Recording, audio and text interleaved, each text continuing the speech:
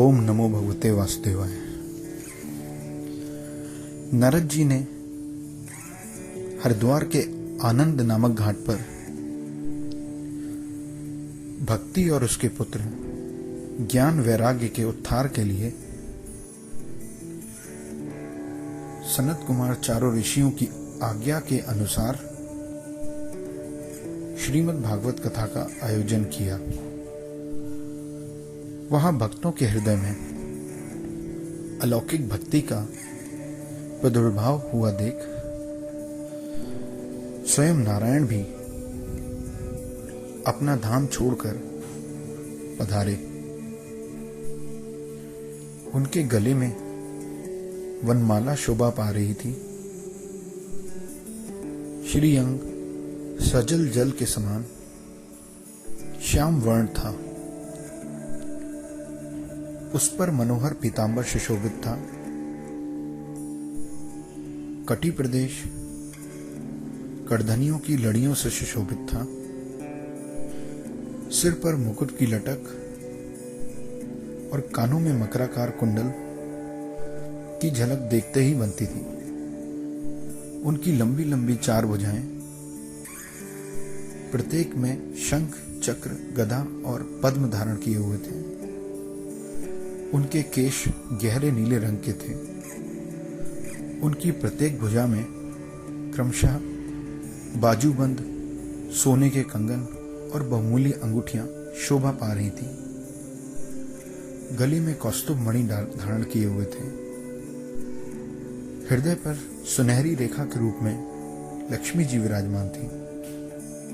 होठों पे मंद मंद मुस्कान तथा नेत्र विशाल तथा कोमल थे। श्री अंग चंदन से चर्चित था। उस रूप का क्या कहें, मनो हजारों कामदेव की रूप माधुरी छीन ली थी।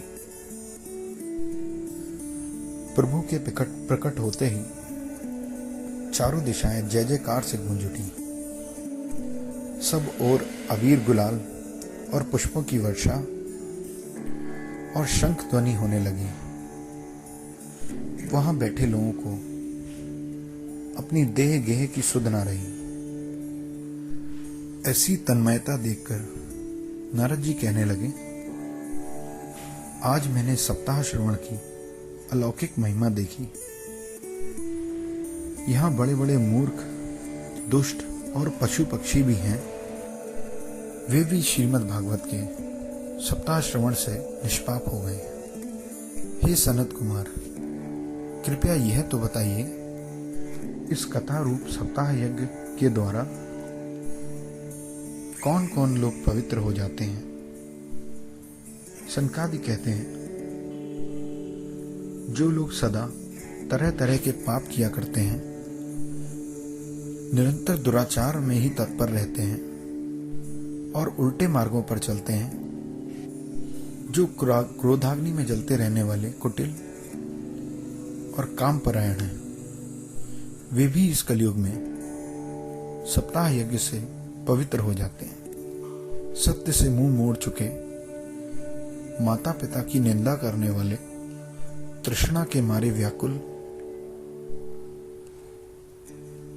आश्रम धर्म से रहित, दंभी,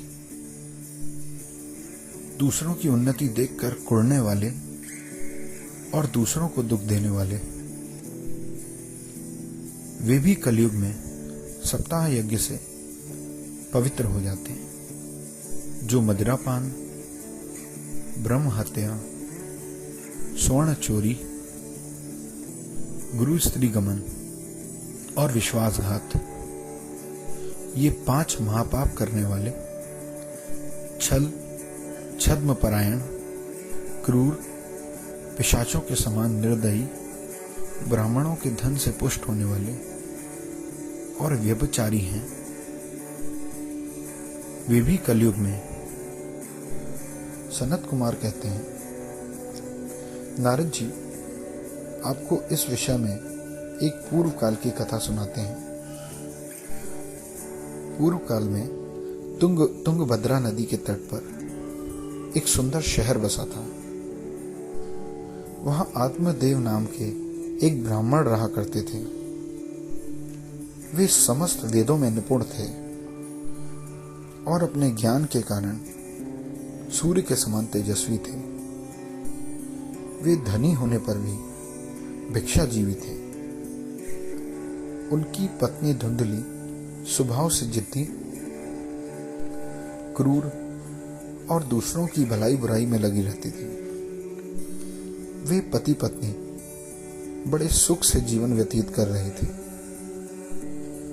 परंतु उनके कोई संतान नहीं थी। संतान प्राप्ति के लिए आत्मदेव ने तरह तरह के दान पुण्य करने प्रारंभ किए, परंतु कोई लाभ न हुआ। एक बार आत्मदेव इस बात से बहुत खिन्न होकर जंगल में गए। उन्होंने सुबह से कुछ खाया पिया नहीं था। तभी वहां एक साधु से मिले। आत्मदेव उस साधु से बोले, हे साधु महाराज, आप बहुत ज्ञानी महात्मा लगते हैं, कृपया मेरी भी प्रार्थना सुने। साधु ने पूछा, बताओ क्या समस्या है।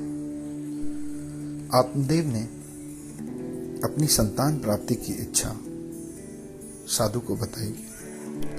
साधु महाराज बोले, प्रिय आत्मदेव, संतान का सुख तो अगले 7 जन्मों तक तुम्हारे भाग्य में नहीं है। परंतु आत्मदेव ने साधु की एक ना सुनी और संतान प्राप्ति की जिद पकड़ ली और साधु से बोले, अगर आप मुझे संतान प्राप्ति का आशीर्वाद नहीं देंगे तो मैं अभी यहीं अपने प्राण त्याग दूंगा।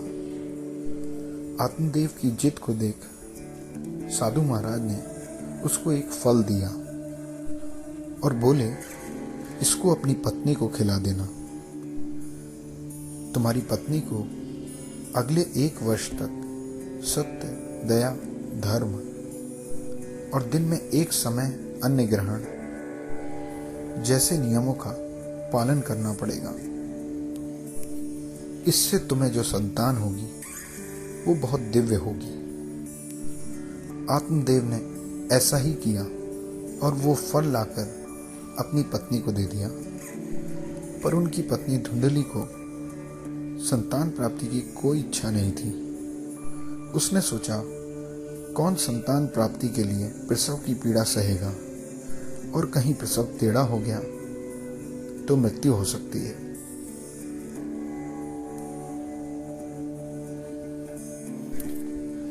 और साधु ने इतने सारे नियम बताए हैं, उनका पालन करना तो और भी मुश्किल है।